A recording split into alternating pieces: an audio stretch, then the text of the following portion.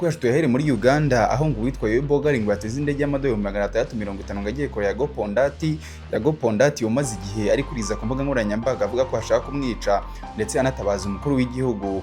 Kuri ubu ngubu harabarurwa yuko amayeri amaze kurira abarirwa muri metero k'ibihumbi 729 ndetse n'akanusu karengaho. Ngo uwitwa Yoel Bogali ngo agakigera aho ngaho muri Uganda rero ngo yahawe ikizami cyo kuvuga kurya ndetse ngo biramunanira, aho Yago yamwizezaga yuko navuga ijambo kurya akarivuga neza agahita amuha abafollowers 10,000 kuri Facebook.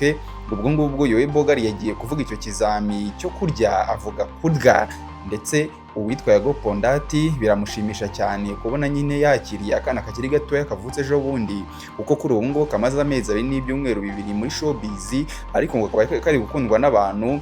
Ariko ngo iyindi nkuru itangaje ko aka kana ngo nuko kamaze guterwa indobo 700 magana byatsi kuva kakinjira muri showbiz gakundana n'abana bo mu bakire ndetse ng'abana batuye i Kanombe.